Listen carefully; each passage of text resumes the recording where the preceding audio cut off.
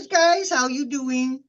I hope you're doing well. Welcome to Healing Truth Tarot, videos for entertainment purposes only.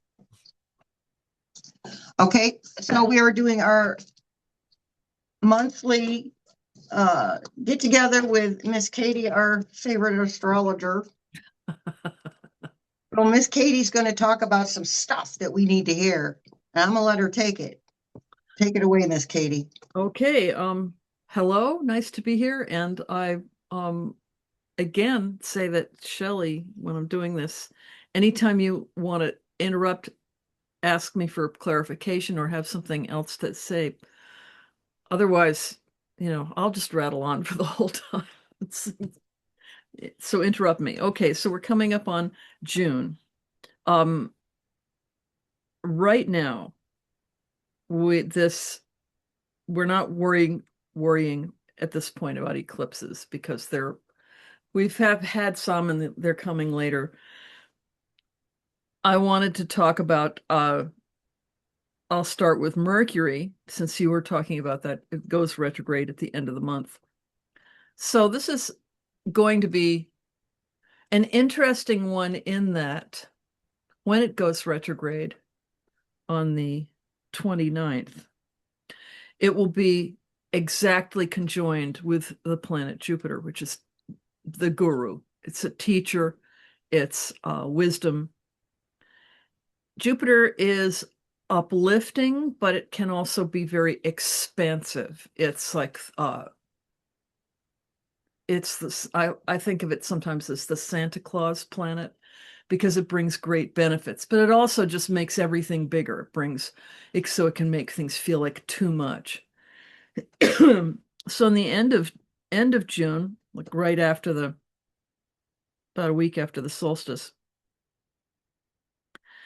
Jupiter and Mercury are together before Mercury goes into its retrograde period. So Mercury in its outer period going direct is when things seem to be moving in the outside world, and the inside world is when we're redoing, rethinking, reevaluating decisions we made for the previous time in the light of our ethics and our values and at a collective level, religion, belief systems, faith.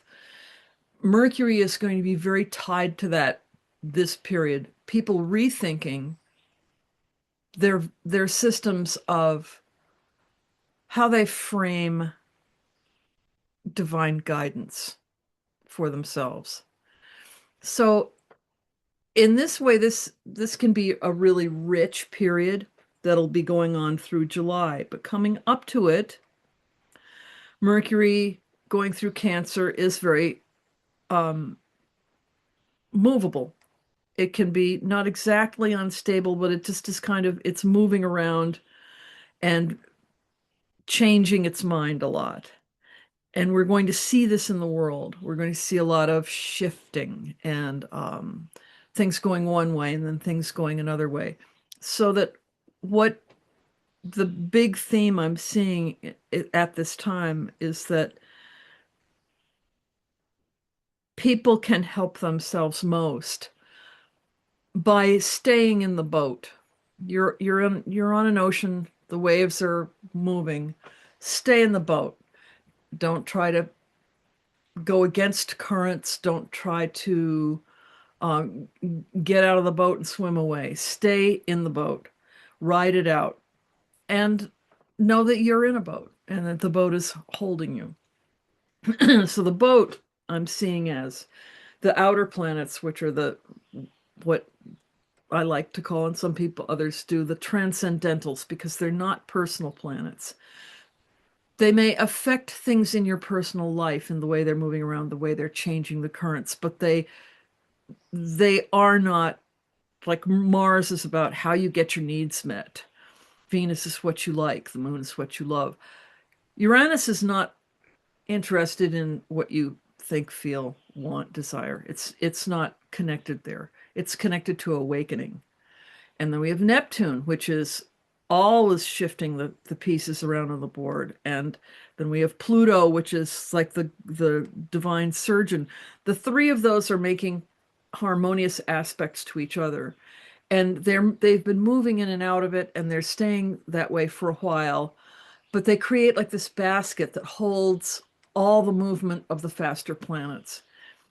And it's kind of a message to me, the way I took it is that it's a message that we can rely on there being something bigger than us, something invisible, something that we can't necessarily, most of us, put our finger on, that is a protection and a support. So after the end of June, when Mercury is in its retrograde period, it's kind of like we get to assimilate it. So what I'm wondering is if there's some awakening that happens, like in a bigger sense, a global thing, after the summer solstice. In the beginning of June,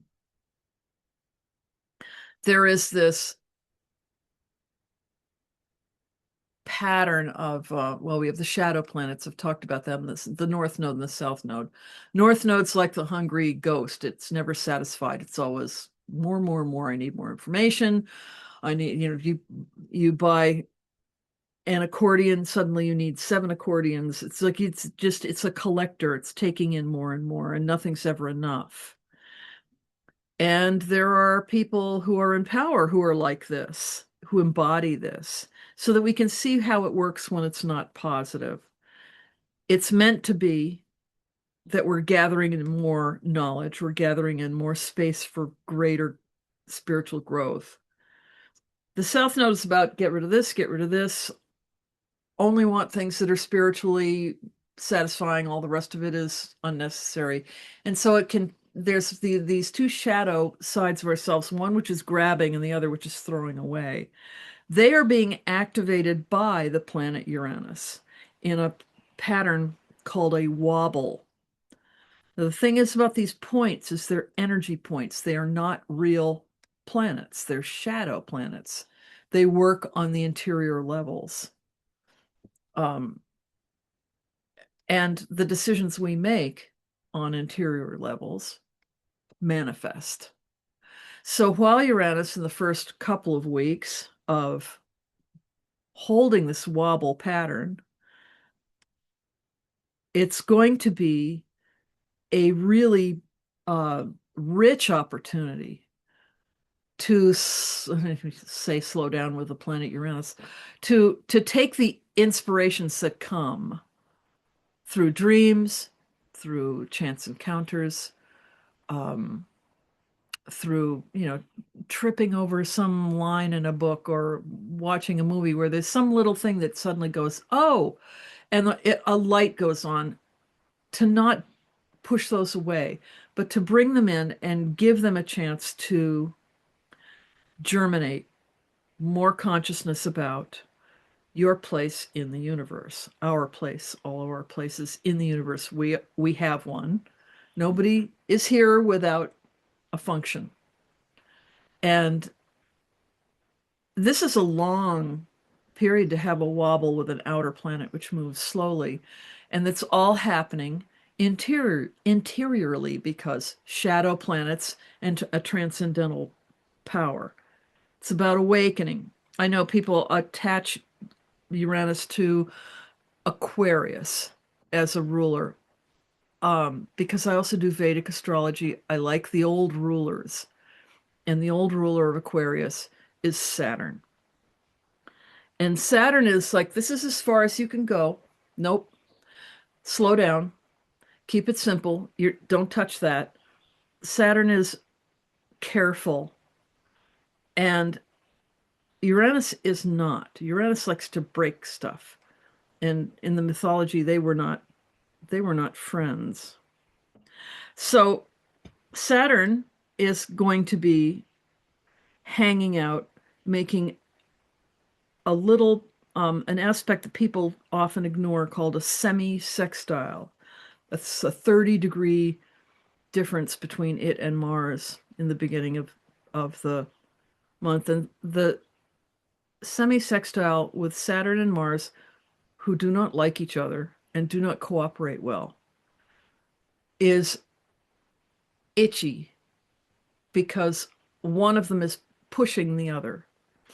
And in this case, it's Mars like coming up behind Saturn and shoving it.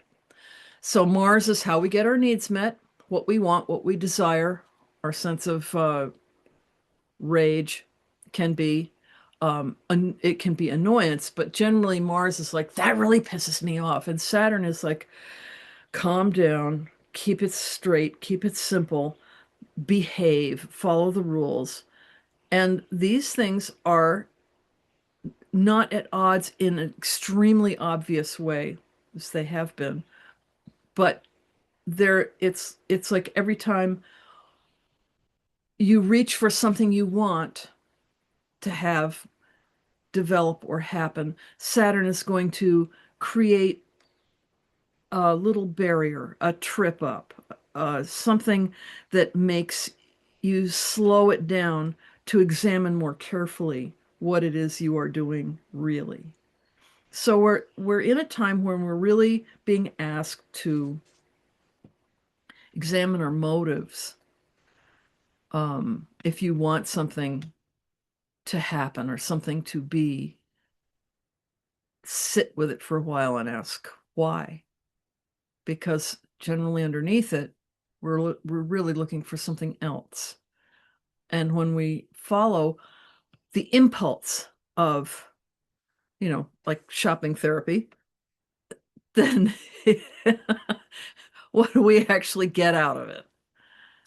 Come home, take off the plastic, throw the plastic in the trash, plastic goes out into the environment, and then you have this thing that you go, oh, it doesn't fit, or this isn't what I wanted.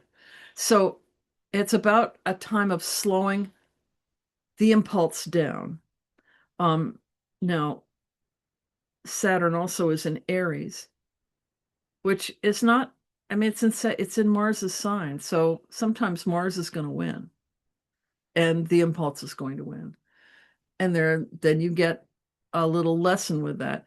And I'm not thinking people are going to get like hammered by any of this, but it's like, here's an opportunity to reassess how you use your energy in the beginning of June. Venus will be in Cancer. Venus is coming up to hang out with Jupiter up until the 13th. In the Vedic system at this time, they have this special thing that I won't explain because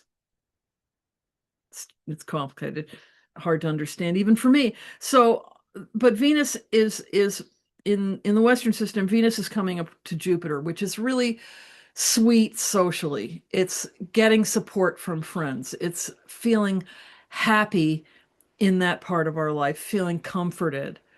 But the other thing that's going on is that in the Vedic system is that there's this period of time up to the end of that period, mid-June, where we have a turbocharging on spiritual growth. That anything that you do between now and then, it's been going on for a week and a half, I think. But between now and the middle of June, anything you do that is aimed toward spiritual growth, helping society, doing positive soul development work is really hugely supported. It's kind of like if you do something good, instead of it coming back tenfold, it can come back like 100-fold. There's this big advantage now to any growth that we can make, any way that we can calm down the idiot voices, not listen to them. Somebody stop me if you've heard this one. Somebody was saying to me that I don't know what to do when I'm trying to make a decision because I'm so afraid or I'm so angry. And I don't believe that as humans we are able to shut down our feelings. It's not healthy, but we have to get them out. So my answer to that is fear gets a place at the table when you're making a decision. You have the table, fear gets a place at the table. Fear doesn't get a vote. When it comes time to make the vote on what you're going to do, fear goes out for coffee and donuts.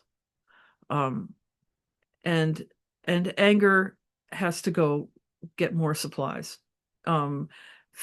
Those shame gets to go and eat all the chocolate and everybody else's snacks that they left in the refrigerator in the other room. That those voices won't stop. So they get to sit there and say what they have to say, but they don't get to make a decision about what you do next. You have to go to somebody in there who has some more knowledge than they do. Does that make sense? You've gone away. I just see. Did I go away? I just Sorry. I just see your I'm here. I don't know what's going on. Okay. So the other thing with Mars being Mars is doing its thing. It's in Taurus, and it has just made a square to Pluto. So we've all been feeling pretty agitated and drained. And the reason for that is that there's been some plug pulling, and it's a good thing, but it doesn't feel good. Mars is in Taurus, and I think of I live in New Hampshire, the granite state. I think of Taurus as granite because it's fixed earth, it's stone. Anyone who's strongly Taurus, you can't make them do anything. Doesn't matter what you do. They'll sit there and they may smile and nod, but they really are very strongly self-directed. And Mars in Taurus can be, I will, really serious, I will if I want to, Mars in a fixed sign. It's like, this is what I want. I'm going to make this happen.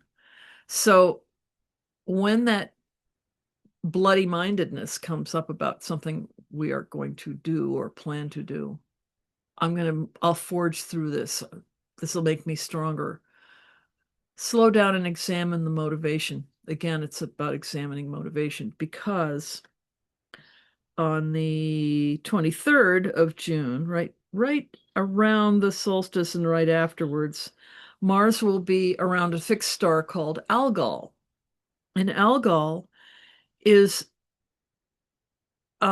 interesting. In the old system way of talking, it was considered to be an evil star.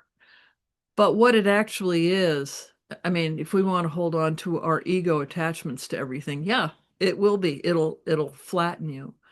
But it is about not functioning from ego. It's stepping back and seeing the effects of our actions. And this is going to be, we'll get to see the effects of other people's actions, but it is important. I feel, and I was talking to you about this before we started recording, it's really important right now that we take absolute responsibility for our own choices, how we use our energy, what we let upset us, what we give attention to, because attention is fertilizer for manifestation.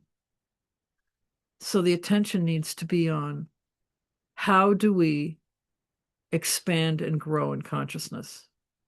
We don't have a lot of time left. And that's not meant to be scary. It's actually, we're being given the accelerated course because it has to happen. And, there are people who will choose to go on a path that brings them towards greater light. and they'll be boosted. And there are people who will say, I don't want anything to do with that. I want more control. And I don't know what their world looks like, but I get a hint from what we see. I don't want to be there.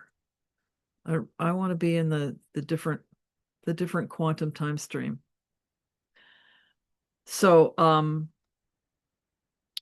Pluto is retrograde. It went retrograde May, what was that, 6th? And it stays retrograde until just before the election.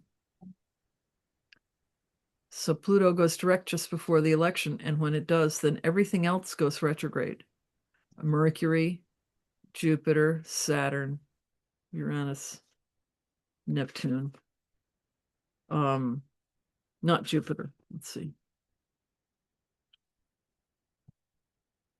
No, not Jupiter, but Saturn, Uranus, Neptune. Venus will be retrograde. Mercury will be retrograde around the election, which I wonder if when the election happens, it's going to have to get redone because there's so many retrogrades, and that can often be having to redo something, having to do something twice. I mean, how many times during Mercury retrograde do you go out to the car and then have to go back into the house because you forgot something? It's like multiple times for me. So, oh, my keys, oh, my phone. So the retrogrades are about, they're like a review. So we'll be coming up on that this summer with Mercury. And then July, I talked about July and July.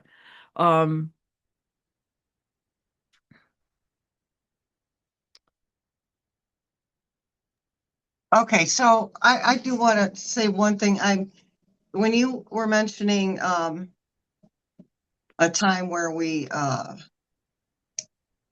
very supported when we choose to take a more spiritual path or look at things in a more spiritual aspect, and how the rewards would be 100-fold.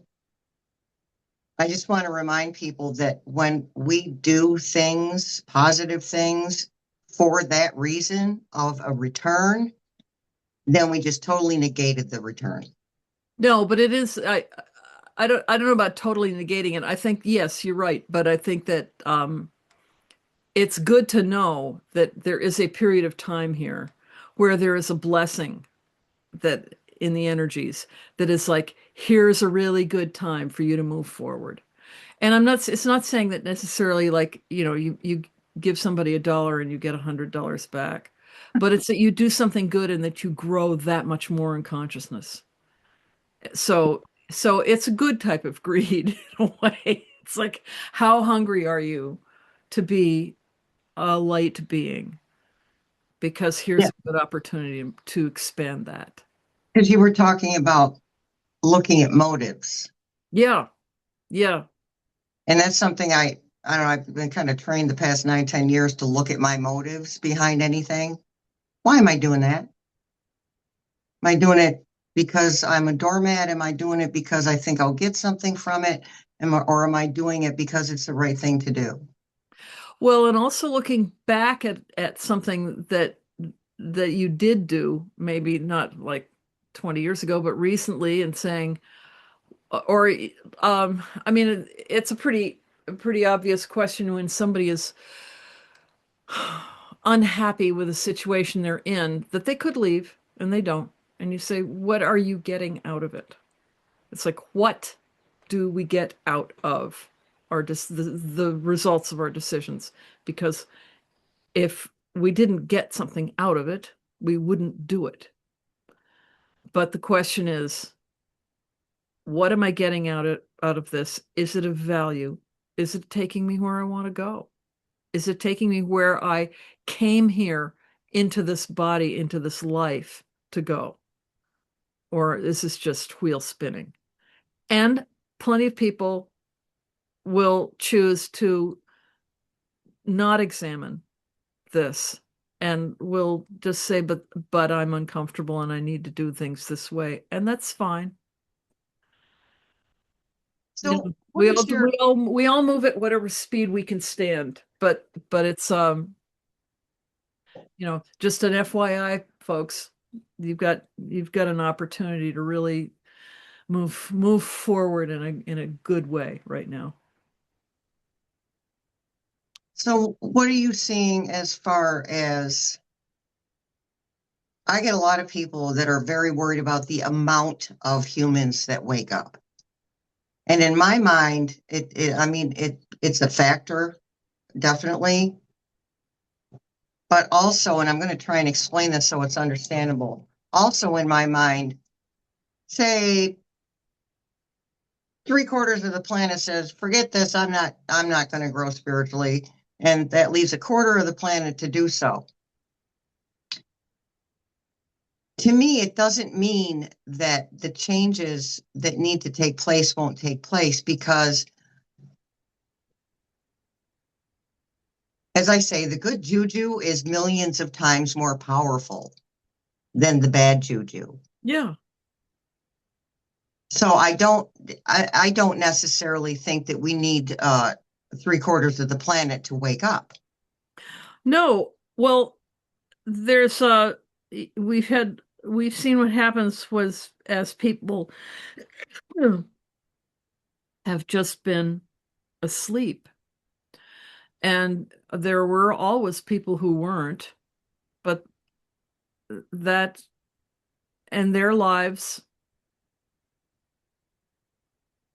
were different. And not because they were somehow special, but because they did some work maybe over incarnations, but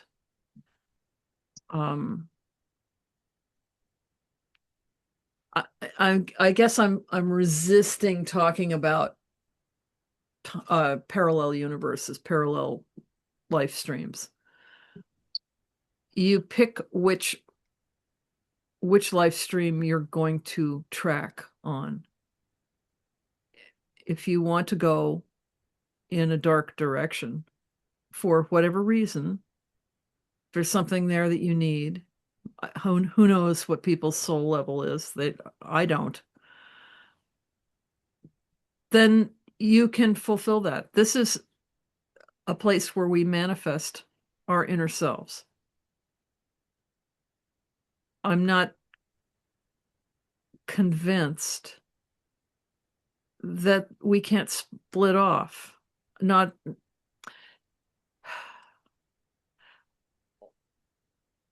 I guess I want to, there's also Thich Nhat Hanh was saying something about when somebody asked him about the destruction of the planet or the destruction of society, and he just said, well, everything is made of consciousness.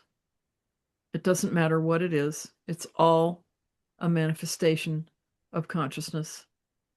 And consciousness will not stop manifesting just because the picture changes. George Carlin said this planet would be great without us. Do just fine. They don't need us. None of this planet does not need us. And we have, you know, humans, collective ego of, you know, how fabulous we are in our arts and our culture and all, you know, which maybe not. We are a temporary manifestation on this planet. Anyone who's ever lost anyone knows that, or lost a cat. I mean, nothing stays. It all changes. And people who wake up, there's levels of that. Some people become like, you know, completely open crown chakra. And then there are other people like me who still get depressed and cranky and worried.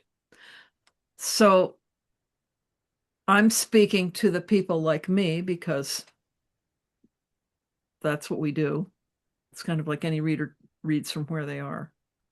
That we have an opportunity right now, in this moment, to flush away the stuff to clean the windshield, to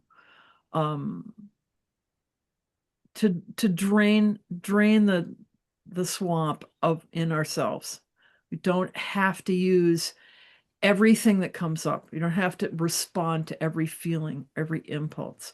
We don't have to create every image that the advertising corporate message gives us about what is appropriate, what we need, who we should be, what we should be doing, blah, blah, blah, blah, blah, blah, blah, on forever.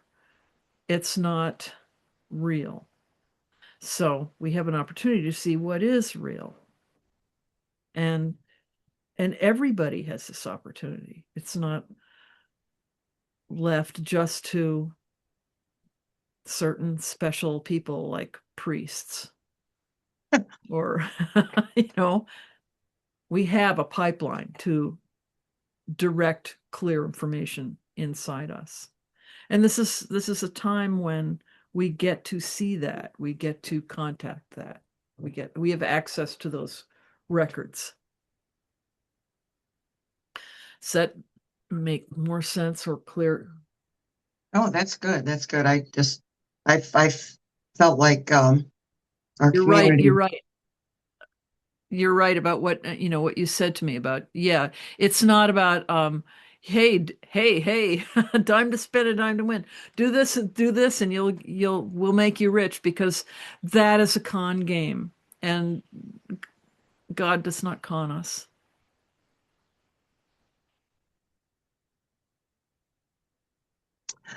I know from personal experience that people actually do think that God is punishing, or the universe is kicking our butts, or to be mean, to Yeah, well, punish. it's easier than taking responsibility for it, isn't it?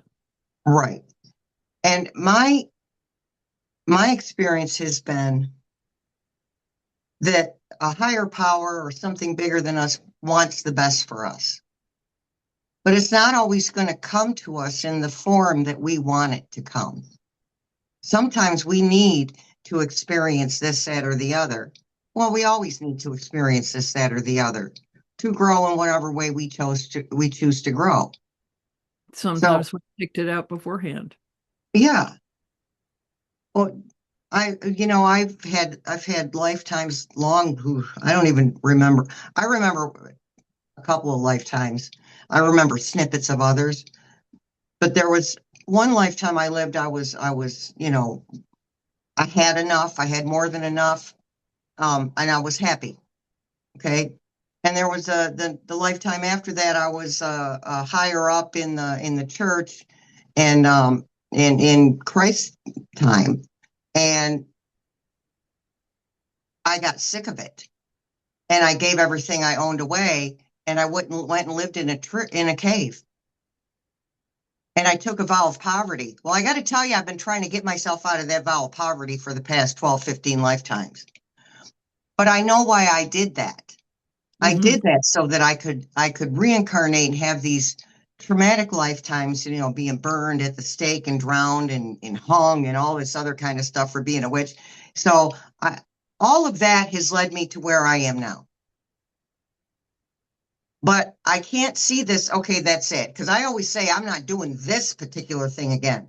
I ain't doing it. I'm making a conscious and spiritual decision right here and now in the flesh. I'm not doing this again. I'm going to come back and have better experiences, more pleasant experiences, because I deserve it, honestly. Okay, enough with the trauma and the drama. Yeah, I was driving along one day after something had happened that I didn't like. So I was trying to, get myself out of it. I'm looking around and seeing how beautiful it is here on the drive home, and going by the swamp and seeing the trees and the birds and the light, and just thinking, oh, what a lovely planet this is. And then this little voice said in my head, yeah, you may as well enjoy it because you're not coming back here. I thought, I like it. So it was this is one experience, and in this life it took me way too long. I'm getting to watch my daughter and my grandchildren move a little faster, but it really just took me too long to see that everything that happened, everything is contributed to this moment. And I could have made another decision, but it still would have turned out the way it turned out because that's what I needed. I wasn't always enjoying it, but I can't think that necessarily. I mean, from one part of me, I can say, wouldn't it have been nice if this had been different? But it wasn't, and what I have now is great because Right. I'm partly because I'm not still doing that. You know, I'm not still there. So I can see it. I can see, and most of us can see a progress. Like instead of, you get to a point, you say, okay, I'm going to like calcify this way of life, this vision, this rule, this set of rules of how things work and how things are. And you can do this and I can do this and they can't do this. And all of those um, narrowing narrowing of our heart so that we can't see what somebody else is going through. You can't see what we went through clearly. We don't see any of it clearly because it's all being covered over with something that is making money for someone. Mhm. The illusion. Yes. And the illusion is, it's quite a trip, but there is a way out. It's, we don't have to live in the Truman Show forever. Oh my goodness. So I definitely feel like people who have lived, many difficult lifetimes. And also, people who have lived many loving lifetimes, fabulous lifetimes. Whatever. It doesn't really matter. It's prepared us to be here now, right now. If I'm breathing right now because I chose to be here right now.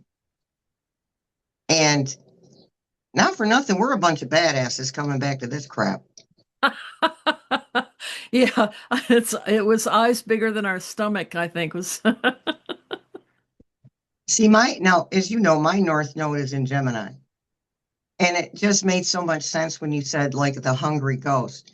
Because when I think on it, what I actually crave the most is more duality and more balance. It's never enough balance for me because Yeah. nobody is ever completely balanced. No, no. And once you get that, then you either are sent out to be, you know, the Buddha teaching everybody else, or else you get to leave. Yeah, I'll be balanced when I'm dead. Yeah. It's and at this point, of course, like the big difference is there's a lot of people in our lives who have gone on and who show up and say, I'm sorry I did that. It's not who I was. Um, So and I want people to yeah, understand something that this isn't a competition. It's not a race. There's not, no. I mean, of course, there's certain places we want to get to. Well, time does not exist, Right. so it doesn't matter how many times we incarnate, whether it's this planet or some other planet. But I think what does matter is in it at the human level is the amount of suffering that is experienced by unconsciousness. And it doesn't need to be. This could be a fun planet. This could be a place where we grow through something other than pain. Do you ever read the book or see the movie Westworld? Mm-hmm. And how it's almost like we some of us thought it would be fun to come down and experience being trashed and abused and hurt. It's like, oh, that would be, and it's like a hero's journey. And then I'll come out of that and I'll be a survivor and but right now it feels to me, I mean, okay, Gaza, bring up Gaza, the things people get away with, Ukraine, just about anywhere in Africa. It's not, it can't possibly be pleasing to a loving God to see us treat each other and therefore ourselves this way. Well, luckily, our loving God is not judgmental. Yeah, what a relief that is. Boy, we'd be in big trouble. No. Yeah. We think we're in trouble now. Oh my. Okay. So what were you gonna do next now? Oh, well, I don't know. It's been an hour. Okay. So unless you have some like specific questions, one of the things is this Jupiter and Mercury. I'll just talk about the US chart briefly here. So the Jupiter and Mercury, Jupiter is in Cancer, Mercury's in Cancer. Mercury's in Cancer in the US chart at the end. So as we come to the end of June, Jupiter and Mercury, as they come together and Mercury goes retrograde, that's going to be right on the US Mercury. Now, Mercury has to do with the press. It also has to do with the service world, all the people who keep stuff going that you don't see. And it can have to do with children. So there is something that's some turning point that will be coming around that. We'll see what it is. Saturn is coming up on the Saturn return for the US chart. And Saturn returns are always a end of a big cycle. It's 28 years, but every 28 years it goes around, 7 years, 7 years, 7. And Saturn in the US chart that I use, which is not the Sibley chart, it's the Hazelrig chart. And I've talked about this, it's more accurate. Saturn is on the ascendant of the US chart. So we have 28 years, 28 to 30 years since the last time this happened. So what was going on 30 years ago? Just before 9/11. Everybody thought they were doing great, making money, doing their thing, having a good time. No. So then Saturn says, wait a minute, you're part of a bigger world. Saturn is going to do that again this summer, and in fact, kind of soon. Where is it? Yeah, June. Saturn's coming up over the ascendant of the US chart, which is okay. So I'm going to ask you a hard question. Yeah. Just really quickly. Yeah. At a glance, when you see when Saturn makes this return. Yeah. And we're experiencing similar energies to 9/11.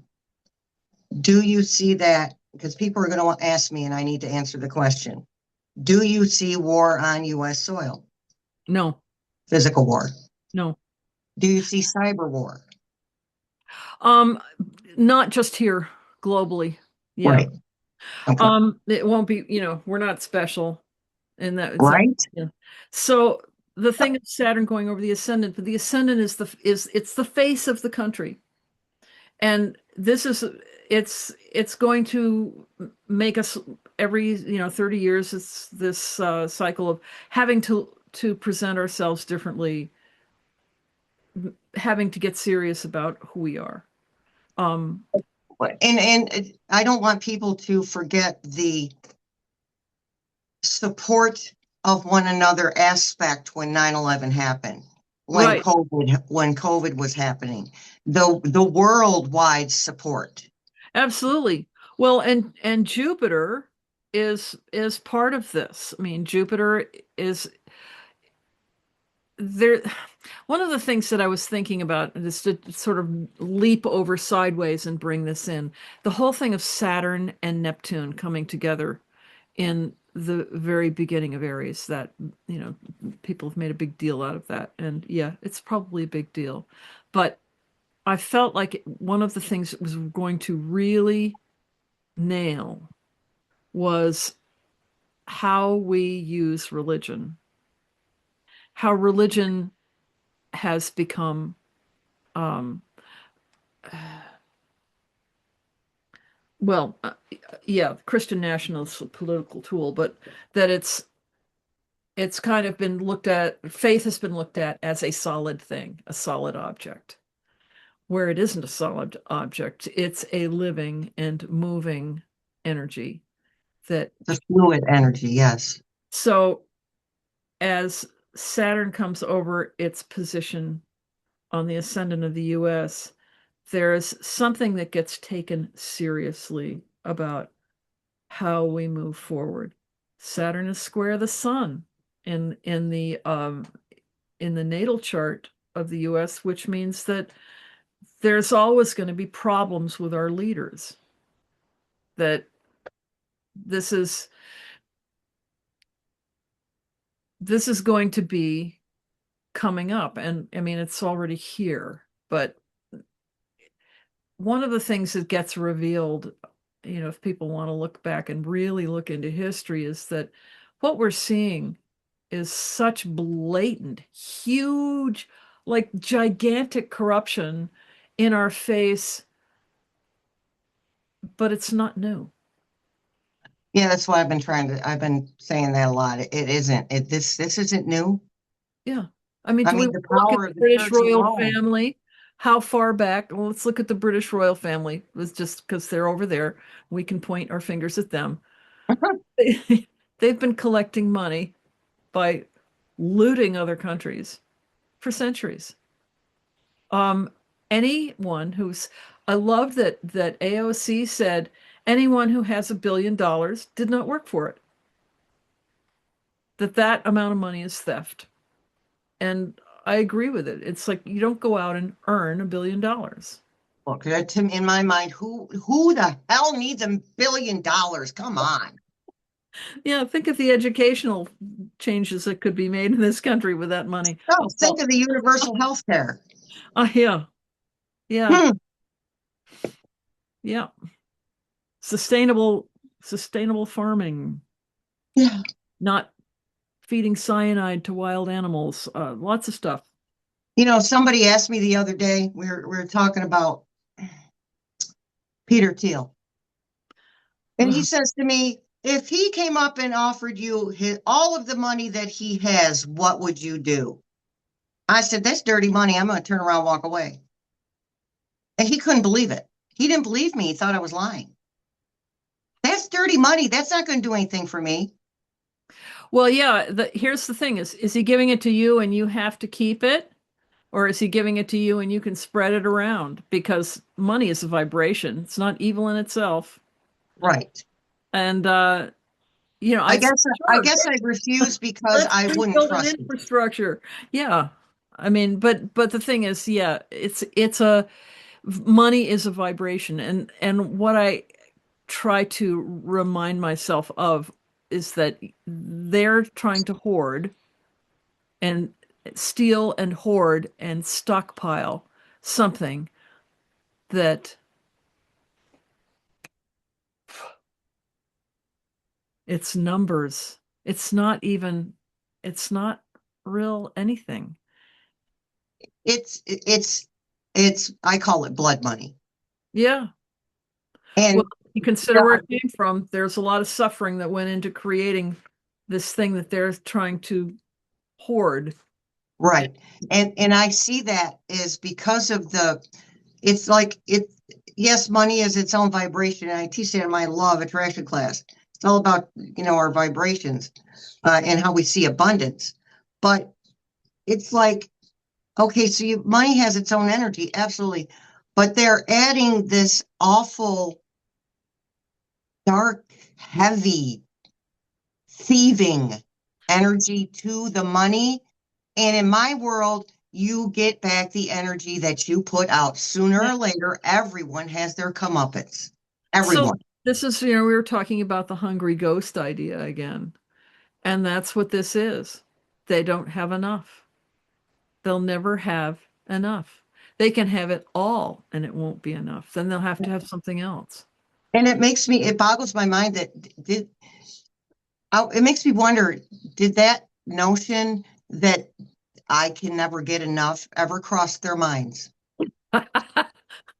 It's never going to be enough for me. Why don't I just give it a break? What is the point in having all that money if you spend all day working, with financiers and your lawyers and all this? What is the point in having all that money? Power. Well, I don't know. It's a power because they don't have any time to spend it. Well, no, I mean it's and they can't, they're not part of a real world because they can only hang out with other people who have that same level of consciousness.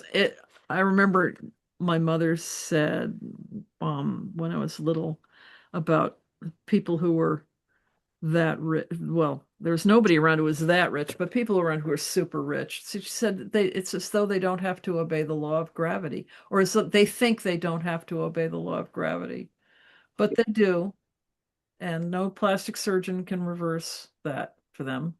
No amount of money can stop what life is, which is a continuum. So, yeah, I mean, I think that every person has an individual path, and there's a lot of similarities because we're human. There's a lot of similarities in how we dodge what we're supposed to do and how we approach it and how grateful we're allowing ourselves to be, and how much we fear being grateful or think it's more important to complain. Like don't let God catch me doing something I like, he'll take it away. That's not God, that's your older brother, you know.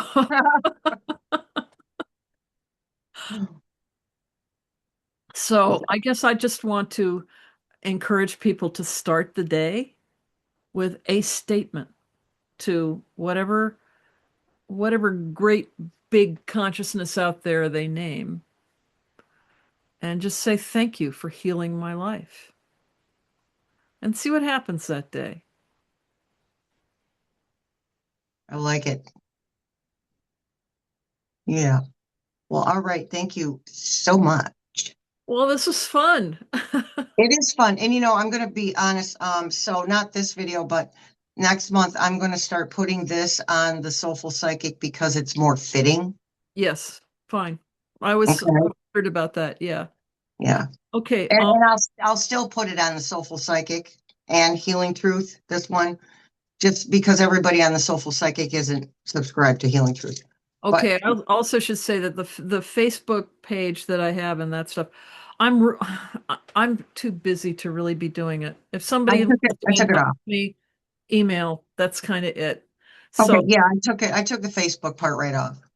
um, and also after you stop recording, I wanted to talk to you about something briefly. Okay. All right, folks, thanks for showing up. I'm not sure if I'm making another video today or not. I probably will. Oh All man, right. you're a machine. Yeah. Well, it's like going to a support group. Shelly, it's an hour. Just do it. It's the same with the video. Shelly, it's an hour. Just do it. Well, thank you for having me again. It's Well, I fun. appreciate you. Thank you so much. All right. I'm going Okay. to stop recording. Okay. Much love and many blessings. See you guys in the funny papers.